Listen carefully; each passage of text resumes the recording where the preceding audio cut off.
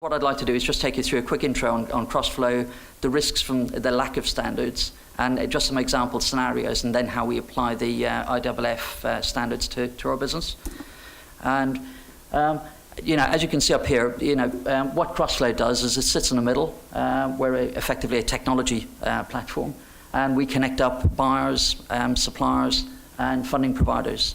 So on the left-hand side here, for example, we might have, say, House of Fraser, who are a client of ours, and we're funding their suppliers through a third-party alternative funding provider. And the basic flow that we have is, you see the approved invoice coming across here at the bottom. That is what we effectively advance funds against. So it's pretty important that the integrity of that whole flow is pretty solid. Yeah. So when we look at the risks around that flow and where things could go wrong, they could go wrong around things like transaction authentication. So the invoice, for example, that we're about to finance, that coming across from House of Fraser or from any corporate, is that actually a genuine transaction, or has it been hacked along the way? So that's a real risk. So there's a £10,000 invoice, for example, coming across. It comes across an unsecure internet connection, and it gets hacked. Yeah. So we're looking at these kind of key areas. So transaction authentication, platform security, fund segregation, things like staff vetting, and platform backups. Then going into just the detail of each of those, and this is kind of like real life stuff for us. So if you look at transaction authentication, if a transaction again is sent across an unsecure internet connection, it can be hacked. So a £10,000 invoice coming across an FTP connection can reach us and be a £100,000 invoice that we could end up financing. So right now we would see that as a risk area. The next bit is transaction values. So those could all be compromised. The counterparties could be changed. If that key piece of where you see the little star there, it isn't actually addressed. So next kind of like risk area that we see are things like platform security. So let's just say now we get the £10,000 invoice across, and that's all been sent across securely, but the platform itself isn't secured and is hackable. So now that platform, so let's just say that's cross-flow now. That £10,000 invoice becomes a £100,000 invoice, and the counterparties are changed, and we end up financing it. So again, real risk as far as we're concerned. And then the next element of risk that we see are things like fund segregation. So let's just say we're operating with one bank account, and we've got all our operating funds in there, and we've got investor funds, etc. And we're having a tough month. Yeah, we haven't got any money. So investor funds are in there. So we dip in and we use some investor funds to handle our operational costs. So those are risks that we see for industry. And all basic things, like there's some pretty mature businesses in this room, and people who've come from large corporates, but just some real basics like staff vetting. We're here in kind of like a new business environment. Alternative finance is new, and it's really easy to forget about the basics.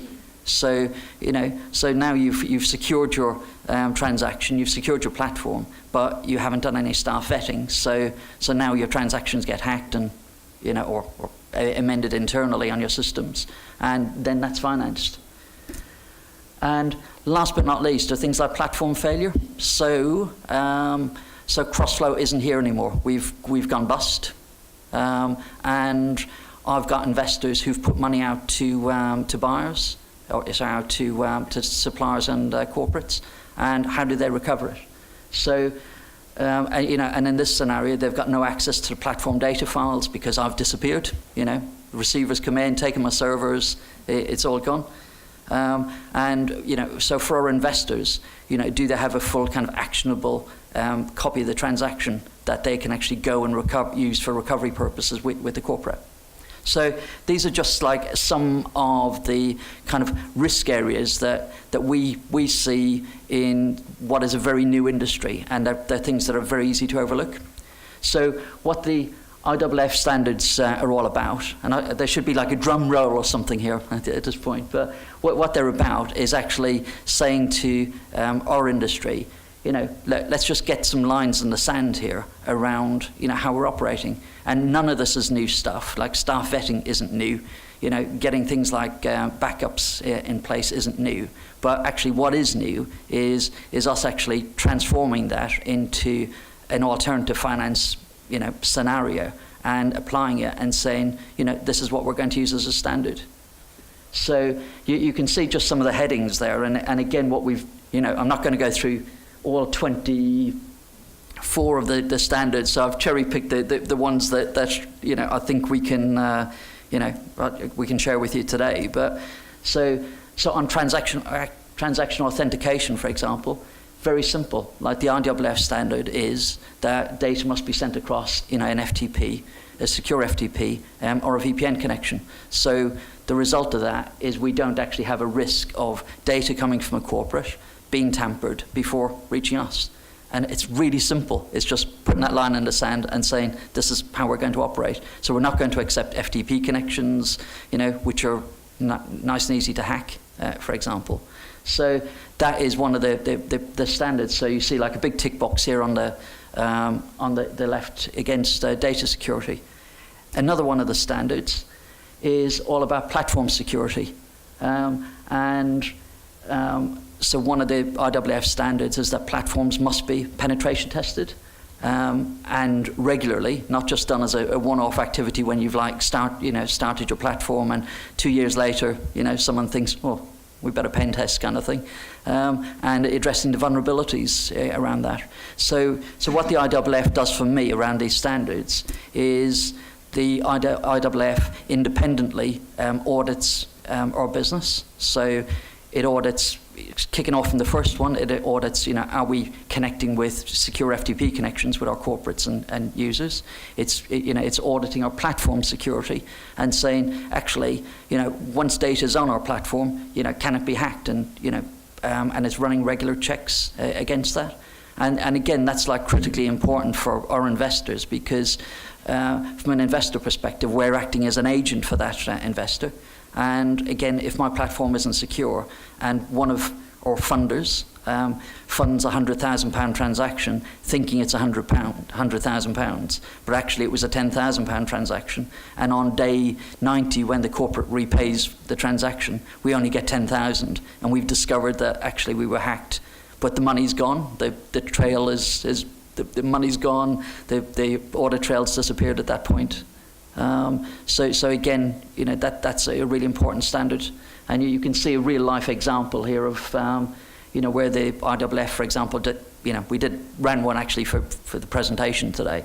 They did a detailed audit report, which is like a 36-page report on our platform to are we secure, and I think those kind of things really give confidence to investors. Number one, that that their money is safe, if you like, going through us. But number two, in terms of people like Tony and the FSB and their users, that they can actually think, these platforms are around for good. They're doing things properly.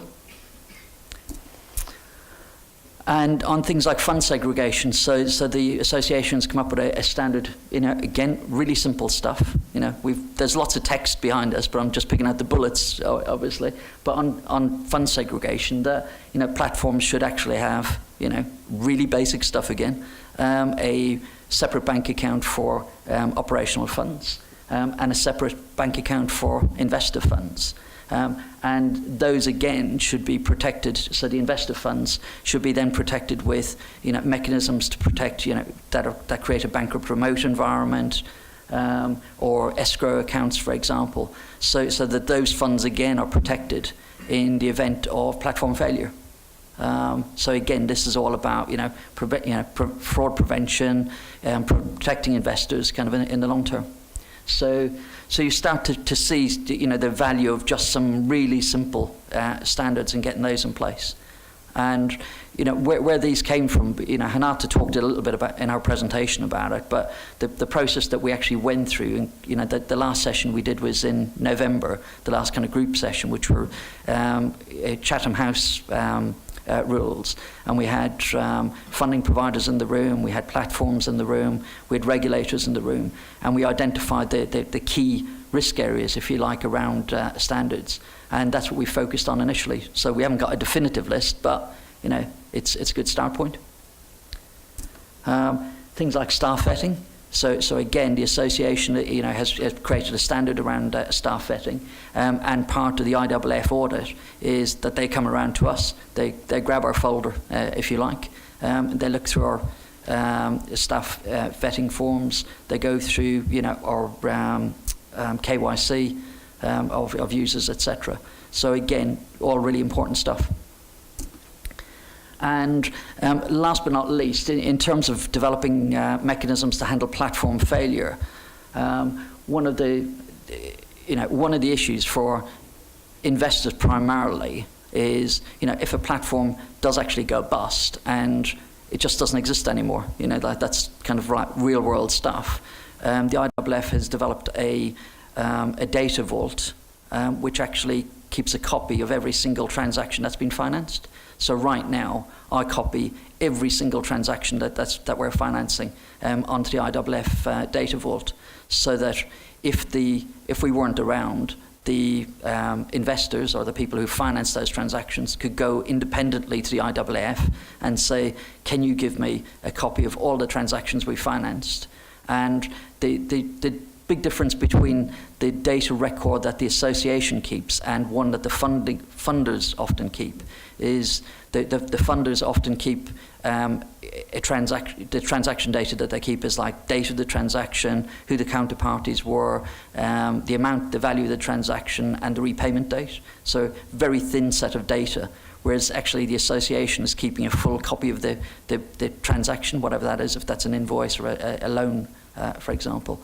And they're holding it in a form as well, which is an ISO standard. So it's an ISO 32000 standard, which is a standard for PDFs. And the beauty of that is that's actually, you can take that to court, and it's accepted in court as proper evidence. So if you needed to go into a debt recovery situation, let's just say a corporate or a supplier just said, just not going to pay, Crossflow isn't here anymore. I realise that the debt is to this investor or this funder. The independent of Crossflow, the investor stroke funder can go to court and recover those funds. So again, a really critical gap that's been filled by the IAAF on standards. So kind of in summary, the kind of like key risk areas that identified at the start. Transaction authentication. The IAAF has put a standard in place for that. So I know the data I'm getting from a corporate is coming across in a secure way. Platform security through the IAAF standard on penetration testing, and regular penetration testing of platforms. I get another tick box if you like on that. Fund segregation. Again, IAAF standard, I've got my funds segregated, so there's no risk that I'm going to use investors' funds for operational purposes. Staff vetting, another tick box on that to make sure that that's done properly, and it's and in fast-growing businesses, it's so easy to forget, the importance of that. Like we're working in finance, not kind of like the Wild West. And platform backups. So to me, that gives 5 real reasons to sign up to the standard. And the beauty of the standard again is it's evolving. Like the idea was that we didn't just stop at 5 things, but we got the basics right and developed it from there. So in summary, in terms of the things that obviously we were looking to address, it was all around loss of funds, failure of an element of a platform, and how that could impact an investor and user confidence. The impact of all of this, if it's not done, that we can actually reduce the rate of growth of the sector, because let's just say a platform goes bust and investors lose money. It's very quick. It happens really quickly that it affects the entire sector. So for me, the importance of actually getting all of this in place, is really mission critical. And the other thing about getting standards in place is if we don't, we'll drive up our own regulatory costs, just by accident, because again, something Hinata said earlier on about you're looking at the consumer environment right now, and where the FCA, for example, are crawling all over consumer platforms. They're leaving business-to-business alternative finance alone because they're taking a view that these are sophisticated parties. But by accident, if we're not proactive with the regulators, they will create a piece of regulation for consumer. It'll spill across into business to business, and we'll end up with like costly regulation that'll be inappropriate for us, and we'll all put our hands up and say, how did this happen? So that again is the importance to me of getting the IAAF standards in place and getting them up and running and endorsed by everyone.